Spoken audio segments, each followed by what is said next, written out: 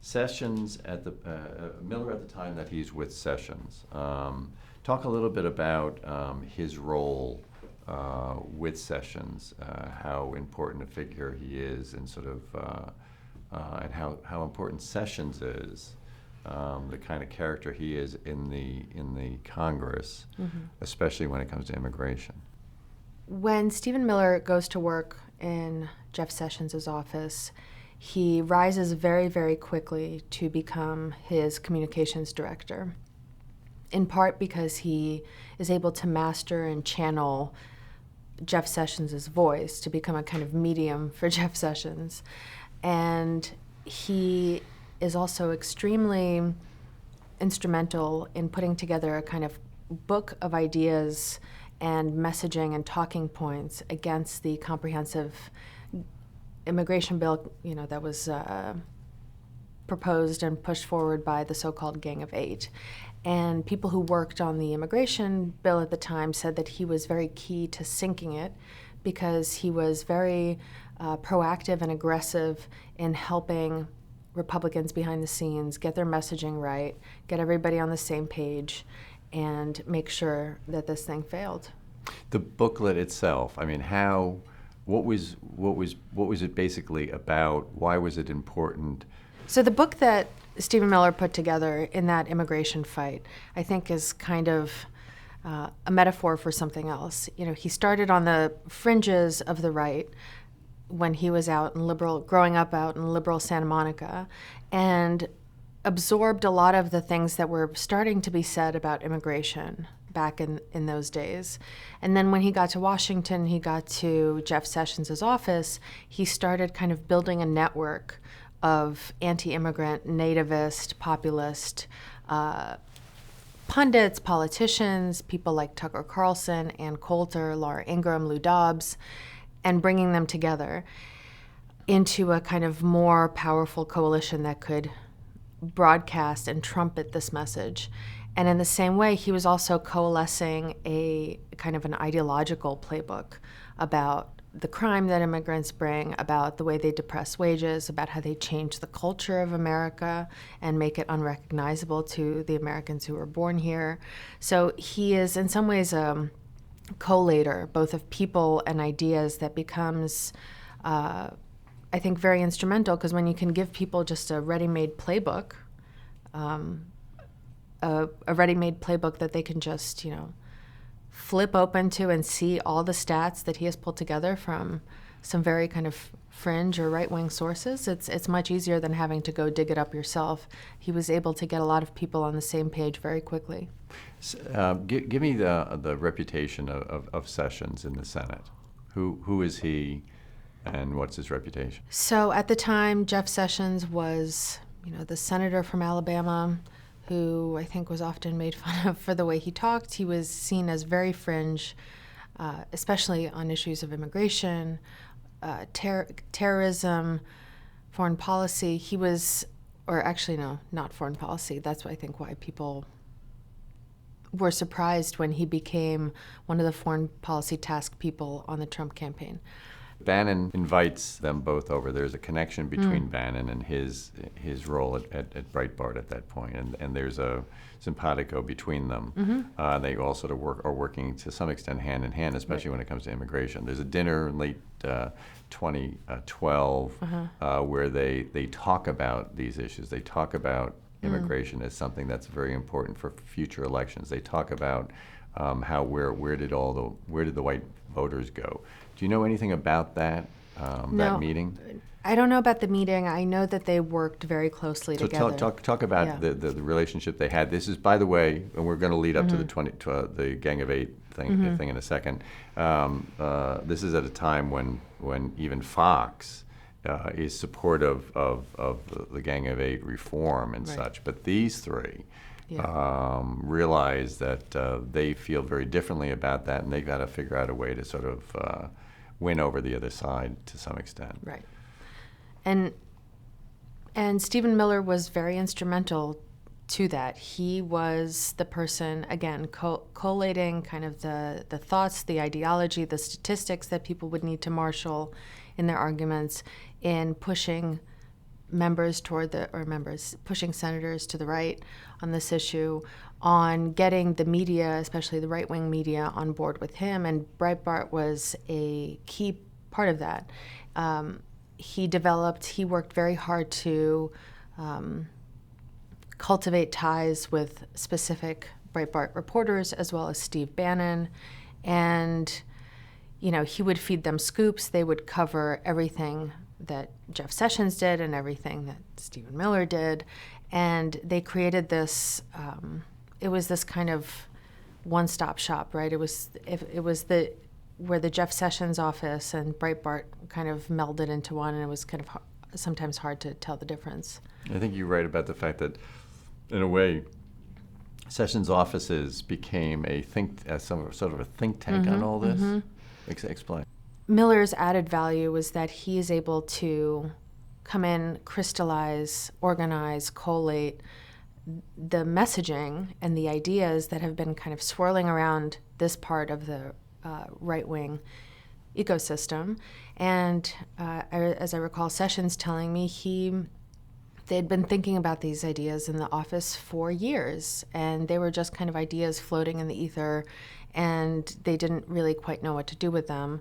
And Stephen Miller comes in there and takes a very organized approach, crystallizes some of these ideas, organizes them, figures out how to get it out into the right-wing media to change that discourse from the right, figures out how to push people in the Senate to the right on this issue. And I think he is good at working in the background and shifting the window further and further to the right on these issues. This is after the 2012 elections, and there's a GOP autopsy that happens, and there's a general feeling amongst the Republicans that we have to win over Hispanic voters. And so we need to deal with reform, the reform issue finally, which had been a problem for the Congress to deal with for quite a while. So the Gang of Eight comes up with a proposal or a bill, and there's a lot of support for it on all sides, very bipartisan. And even people like Fox News is supportive, and people that one would not expect are supportive. What's their attitude? What's the Sessions, Miller, Breitbart, Bannon sort of attitude towards it, and how important a part do they play in trying to defeat it? Well, their view is this is kind of a weak sauce compromise that would just let more and more immigrants into the country, which is the last thing that this country needs in their view. Again, their view is that immigrants bring disease, they bring crime, they depress wages for native-born workers, that they change the culture, that they all vote Democrat.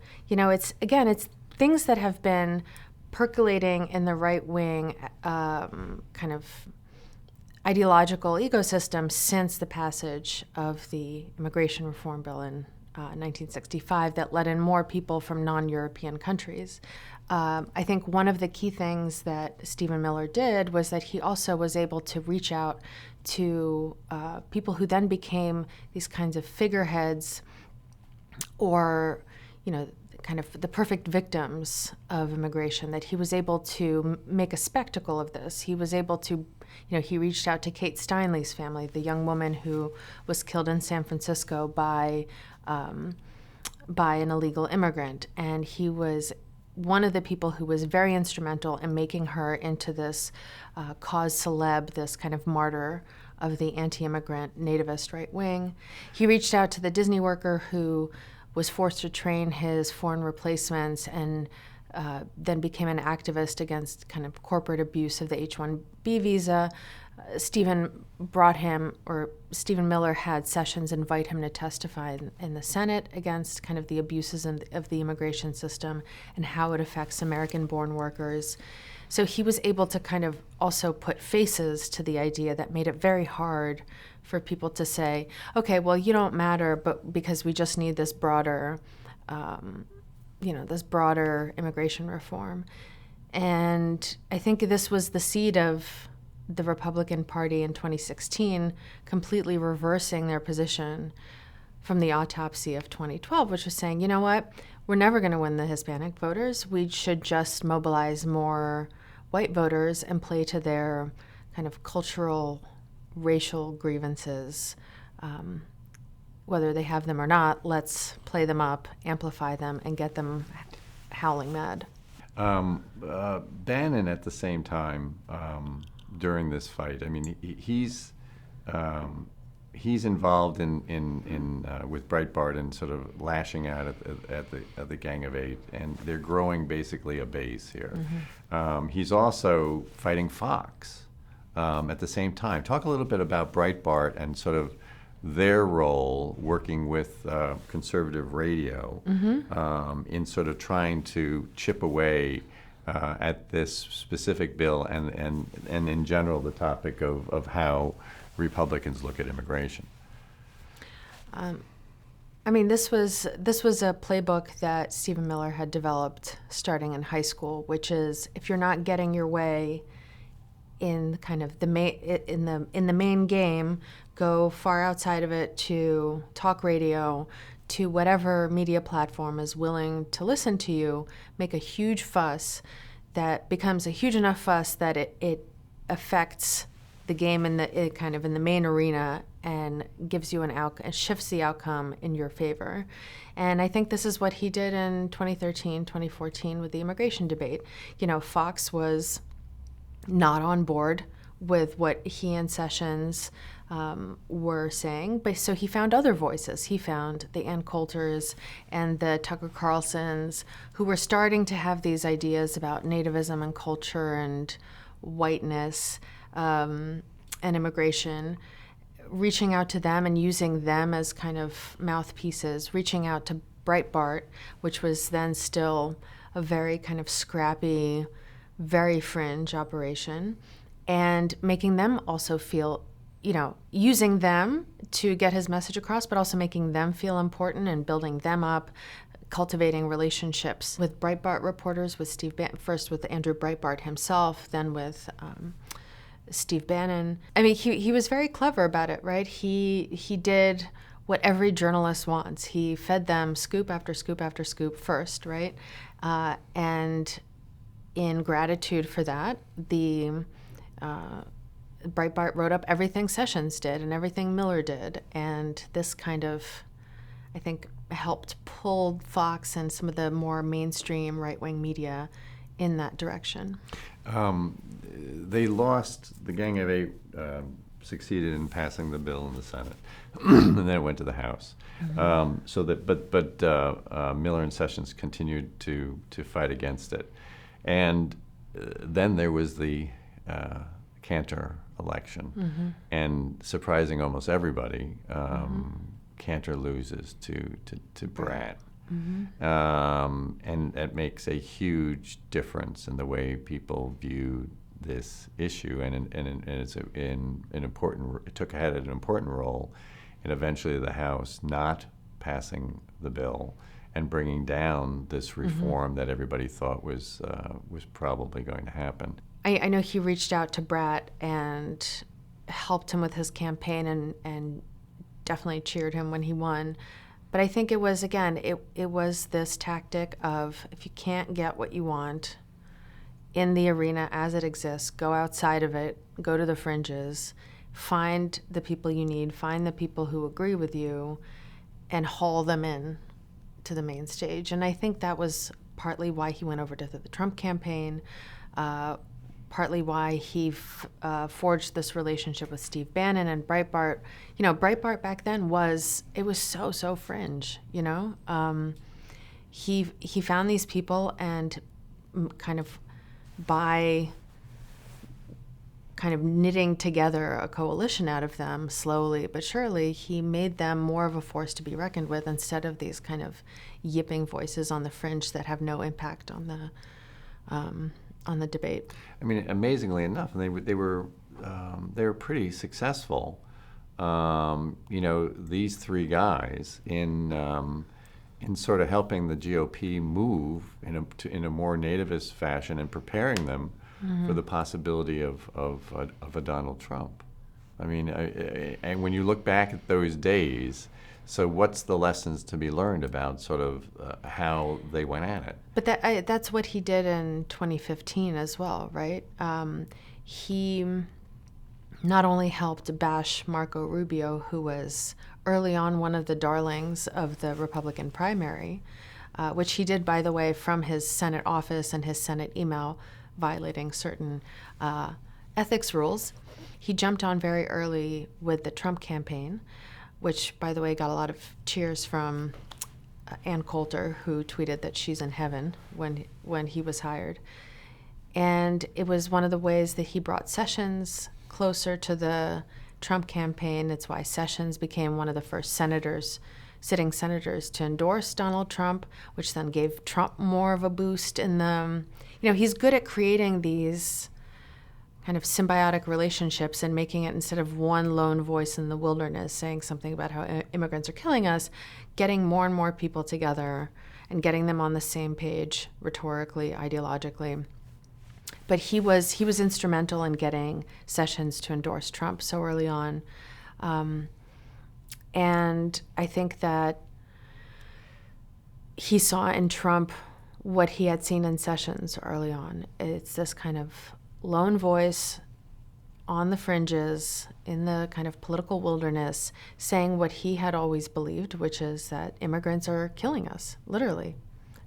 They are killing our culture, killing our women. I mean, it's like straight up redemption kind of rhetoric, driving down our wages. And, he jumps on with those people and very early on, right? Like he finds the person on the fringe that is in ideological alignment with him and goes all in. That moment when down in Alabama, Sessions dons the MAGA cap. How important was that moment for Senator Sessions to climb on board the Trump campaign? So that was a crazy moment, if you recall. This was 2 months after Donald Trump rode down the gilded escalator, delivered that racist anti-immigrant speech. Everyone was still, Jeb Bush was still in the lead. Marco Rubio was kind of still one of the potential darlings of the Republican primary. Everybody thought Donald Trump was going to be a total joke and a total outsider, and he's maybe running this campaign to improve his own brand. No one can really say why he's doing it. And then all of a sudden, a sitting U.S. senator invites him down to Mobile. They have a huge rally, and not only does he endorse him, he puts on this hat that was already then a hat with a slogan that was already then starting to become code for a certain nativist, populist message. And it gave Donald Trump a legitimacy that he didn't have. Again, as sitting U.S. senator endorsing him in such theatrical, physical way. Also, but at the same time, I remember a lot of people dismissing it, being like, well, that's just Jeff Sessions. He's crazy. He's, the Keebler elf of the Senate. Doesn't really matter whom he's endorsing. And it's just one of these, I think the story of Sessions, of Trump, of Miller, of Bannon, and all of this is, it's hard to think about this now because they have all become such powerful, outsized figures. Stephen Miller is one of the few people that's been able to hold on in the Trump White House for this long, who drives a lot of policy. And Miller and Sessions and Bannon. I mean, Bannon told us, we've done one interview with Bannon where he says that Trump to him was an imperfect vessel. I think Miller felt that, okay, I can work with this. I can get in there, I can hone the message, I can perfect the message, I can make this work better. This will be my vehicle to get my ideas, to further my ideas. They saw a guy running for president who had the money to do it, who had an ability to garner support amongst the base that they have been nurturing, saying the things that they believed that no other presidential contender would ever go near. I mean, just explain again how all of them, why Donald Trump attracted them. Well, I think Donald Trump attracted them because he was the iconoclast that they had been as well. They were just doing it kind of on the fringes. They were saying these things. I mean, Stephen Miller's whole career was, if you look back to his high school career, his college career, he was Donald Trump.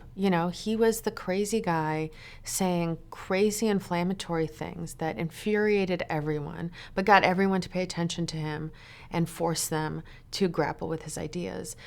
He would, again, in his college columns, in his talk radio appearances when he was in high school, in his editorial about his high school that Osama bin Laden would have been right at home at Santa Monica High School, he was able to force the debate by saying insanely inflammatory things, right? And in some ways, that's what Trump is. And when you see a guy doing that, saying things that nobody is willing to say, taking on political correctness and kind of what you are and aren't allowed to say in Washington and in the broader political discourse, just taking a sledgehammer to it. I think Stephen Miller saw that and said, that's perfect, that's my guy. So Miller ends up being the warm-up guy for the speeches. And take us to one of those moments where he comes out on the stage and is giving the warm-up act for the big part of the show when Donald Trump is going to walk on. Number one, how does he become that for Donald Trump? So Miller was sometimes on the Trump jet, sometimes not on the Trump jet. Sometimes he was helping write speeches. Sometimes he was making sure an Uber got to where it was supposed to go. But one day he's telling Donald Trump about how he fought Marco Rubio on immigration reform, this Gang of Eight immigration reform bill. And Trump just kind of off the cuff says, all right, well, take it to the stage, do that. And I think it kind of took Hope Hicks and Corey Lewandowski by surprise, but they kind of had to deal with it because that was the boss's off-the-cuff decision. And that was that. He became the hype man. So describe how good he got at that. So watching Stephen Miller warm up the crowd is so bizarre. He's not a naturally charismatic speaker. He's not a naturally charismatic person. He's very rigid. His face doesn't really move. His eyes barely blink.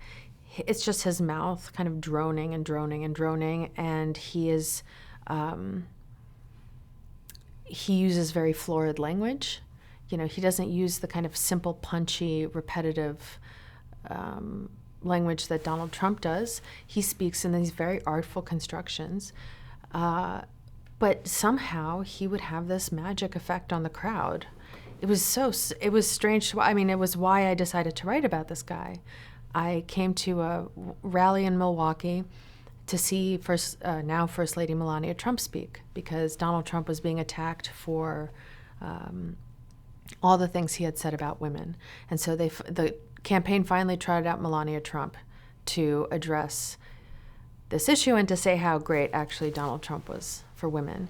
And this guy comes out, there was a black preacher, there was a local politician, there was somebody else, and then this guy comes out in a dark suit with his slicked back hair and his huge shiny forehead. And he just looks like he's from the 1930s or 40s, and you almost, when he starts talking, you almost want to hear him say, or can expect to hear him say, like, and that's the truth, see? But he just, his face doesn't move, his eyes don't blink, he's just droning on and on about how immigrants are killing us, about how the elites look down on you. It's all this kind of paranoid fever dream that he's telling the audience about, again, in very florid, complex constructions, and the crowd is loving it. And I remember turning to some of the people who were embedded with the Trump campaign, who at the time were like 20-somethings who had been relegated to the campaign that seemed to matter the least. And I was like, who is that guy? And they said, oh, that's Stephen Miller. That's the one who brings the crazy, is what they said. What did that mean? Well, because again, it's hard to talk about this now that Donald Trump is president and has been president for 2 years, because so much of this has been normalized and kind of metabolized. At the time, he was still, even as he was gaining in the primaries, just seen as so fringe. And this guy was fringier than Donald Trump. And he was out there talking about these crazy conspiracies about he was talking about the cabals of the globalist elite and how they're working to humiliate and keep the regular people down, and how the immigrants were all coming in here to kill Americans, and there was time to take the country back. It was just, it sounded crazier than Donald Trump, right? And I think that's why, if you listen to his words, it's crazier than Donald Trump. It was weird to me that he was able to get the crowd so riled up with that message, because he doesn't have the traditional kind of, he's not an uplifting speaker. He's not, and in some ways it's like Donald Trump. Donald Trump is also not traditionally an inspiring speaker. He just kind of rambles off the cuff, repeats the same thing over and over again, and gets the crowd riled up that way. It was this, I don't know, I had never seen anything like it. And it of course, drew Trump to him.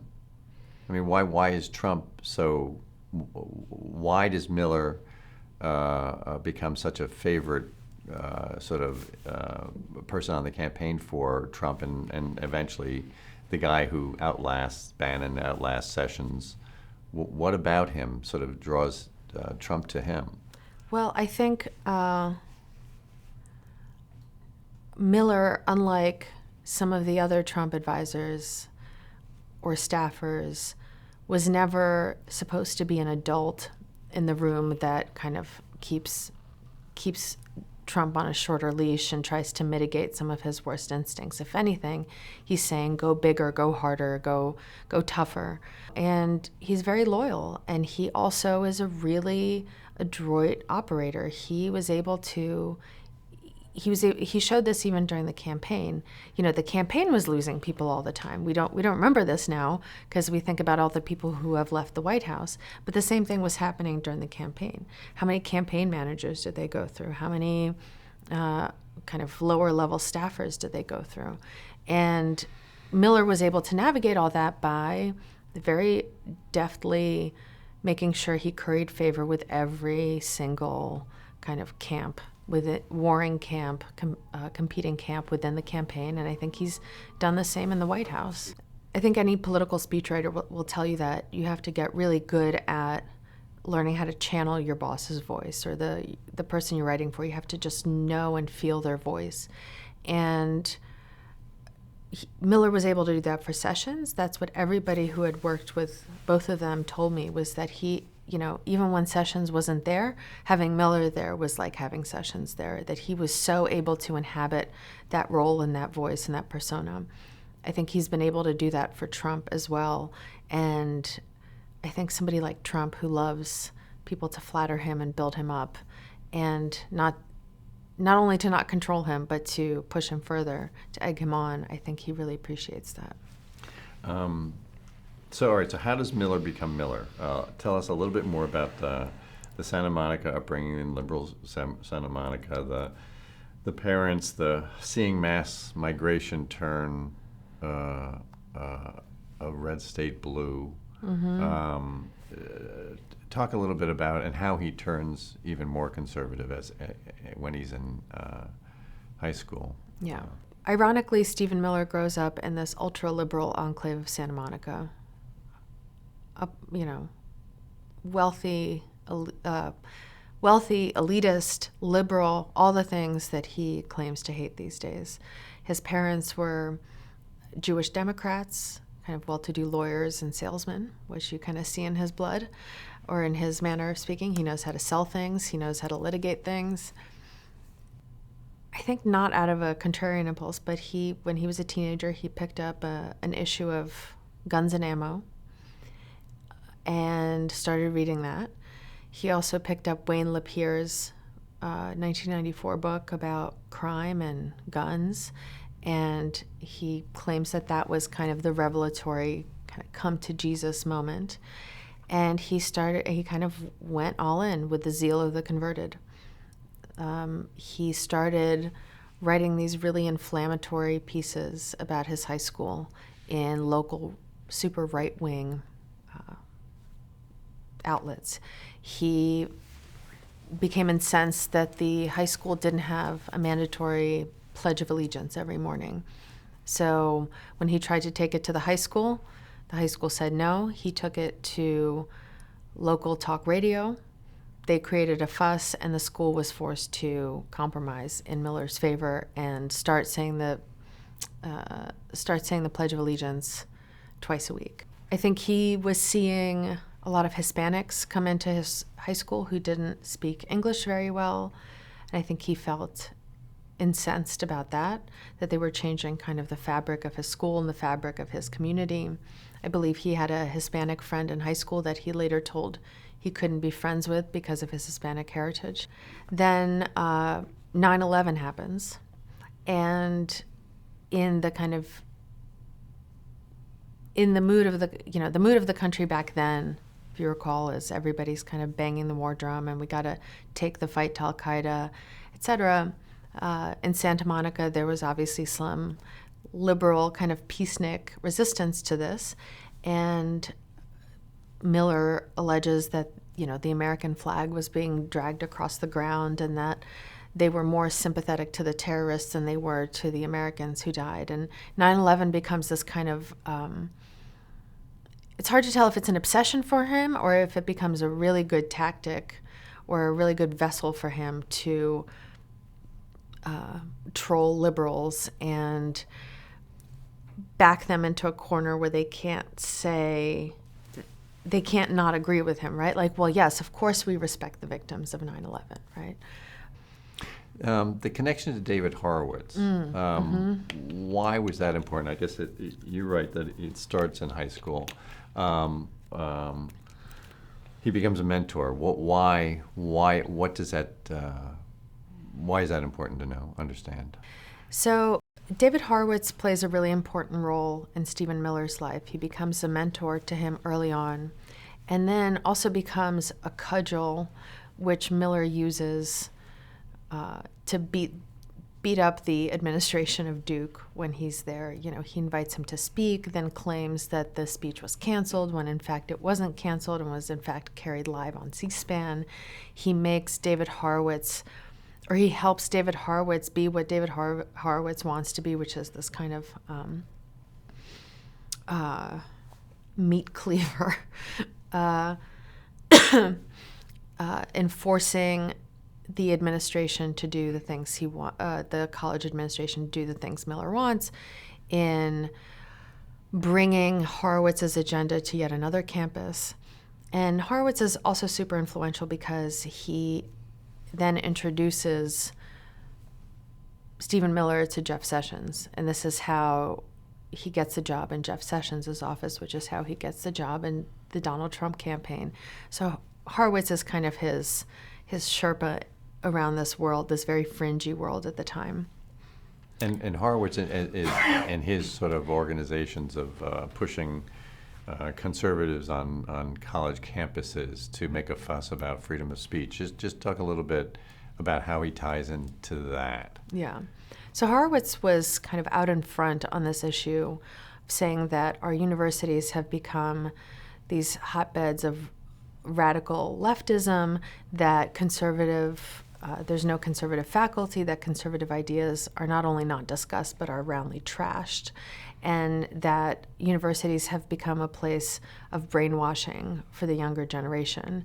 And his whole mission becomes to bring conservative or very fringe right-wing views to college campuses to force the issue of, whether or not there's actually free speech or a diversity of opinion on these campuses, and whether students were being exposed to ideas other than the liberal left ideas.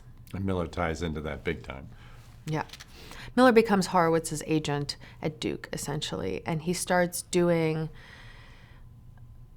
just that through his column in the Duke paper called Miller Time. And every column, when I was writing the piece, I just couldn't pick. There were so many columns, and they were all so incendiary and used such over-the-top language and such over-the-top imagery that, the whole point was to get people paying attention to him, to get them angry, to get them at least thinking about his ideas, to get them to argue with him, because then the paper was always forced to run a reply to Miller, right? And so in some ways he was doing Horowitz's work on campus, that he was kind of forcing open what he saw as a very homogeneous debate on college campuses between the left and the more left, and trying to, again, push the window to the right by drawing attention to himself in as crazy a way as possible, so that then once people are paying attention, they have to engage with his ideas. And some of the articles, like one of the ones you mentioned, is blaming 9/11 on unenforced immigration laws, which I think is sort of interesting. He's not totally wrong on that, right? He's not totally wrong on that, right? The 9/11 hijackers, many of them came here on student visas. And I think his argument was that if we didn't allow as many foreigners, we wouldn't have allowed them in. We wouldn't have allowed them to go to flight schools here. They wouldn't have been coming and going from the United States as they pleased and getting on planes as they pleased and ramming them into American landmarks. And then just finally on that, and then we'll move forward, is the whole lacrosse rape case, how he ties into that, and in fact gets him recognized. In fact, he's on Fox at that point. Yeah. How important was that case, and how incendiary was that in sort of the way he acted? So the Duke lacrosse case was very interesting because it gave Miller his first taste of national media and his first kind of real media training. And he really went out on a limb on that one.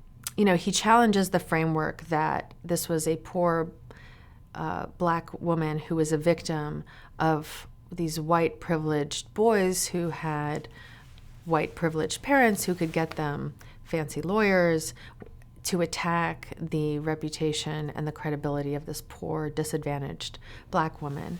And he really goes out on a limb. He starts going on national TV, defending the lacrosse players and saying that this is kind of lynching in reverse.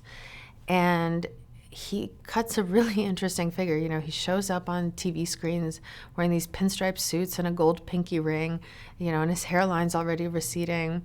And he's already kind of perfecting this droning,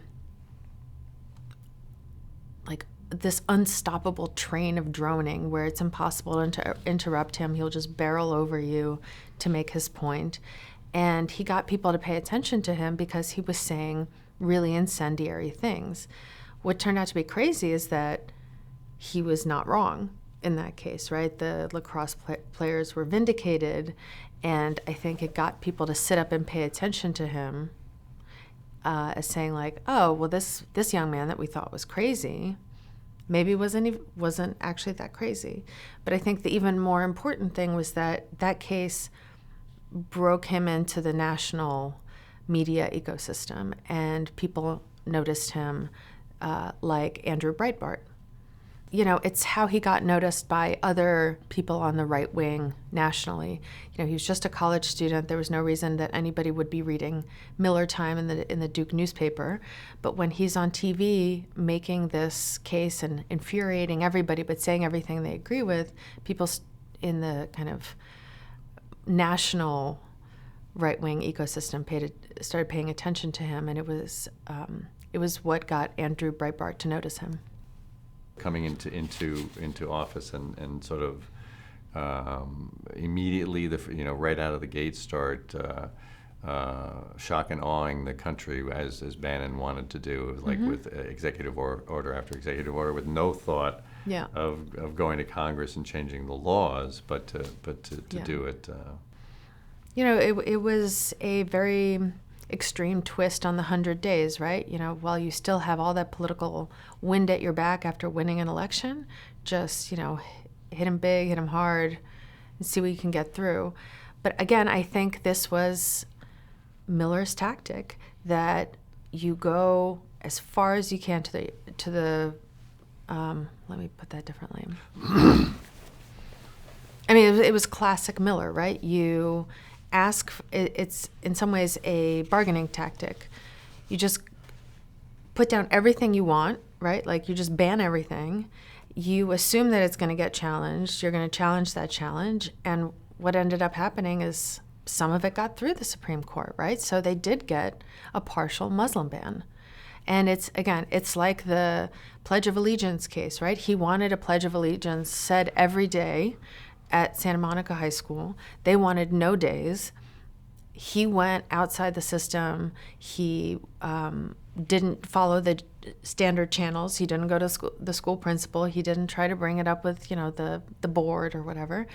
He went to the conservative media, created a fuss, and got 2 days instead of 0. So I think it's in some ways very analogous. And where we are now, the fact that the border is still the issue of the day, and the crisis actually is more real now, and how this has sort of come about, and Trump's anger turns on the DHS folks. You wrote a little bit about this. So the border problem doesn't go away. This is his main issue, and he well, in some sense, he's made it worse, right? The policy has made it worse because word trickles back down to these countries saying basically the doors are closing, and if you want to go now. And in part because they've pulled aid from these countries and stopped trying to address the problem at its source. But I think that's kind of it's almost not the issue. The issue is, again, galvanizing your base, and the easiest to do that is to, unfortunately, historically this works very well, to dehumanize another group of people and to convince people that they're the reason that everything in your life isn't going as it should. They're the reason you can't get a good job. They're the reason your kids are dying of opiate overdose or heroin overdoses. It's just a very convenient boogeyman, and it's the oldest trick in the book. And just a couple summation things then. So the amazing thing that Bannon, Miller, Sessions are brought into these positions of power. You look back at where we are now, seeing what has happened. Sessions certainly changed a lot of things when he was Attorney General. How much did they accomplish? I mean, what's the long-term effect of having these gentlemen in close proximity to Donald Trump, who's sort of a guy who supposedly doesn't have any policies in the beginning, but sort of ties into certain policies because of I guess to some extent because of the political strength that it gave him. Sort of how you look back at it and sort of what they accomplished, what are the lessons learned here? I think Miller and Sessions and Bannon did a lot. They gave kind of form and content to some of these nativist impulses and instincts that Donald Trump had, but didn't necessarily have a lot of content inside the form. And I think Sessions and Miller and Bannon provided a lot of that. Again, they crystallized and filled it out and helped him build kind of a network of people who would cheer him on doing that. I also think they did a tremendous amount of damage to,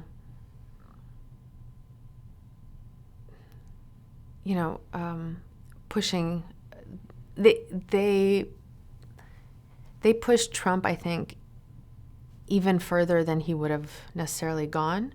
He might have had a soft spot for the DACA kids, but he certainly didn't have a soft spot for the kids, being separated from their parents at the border.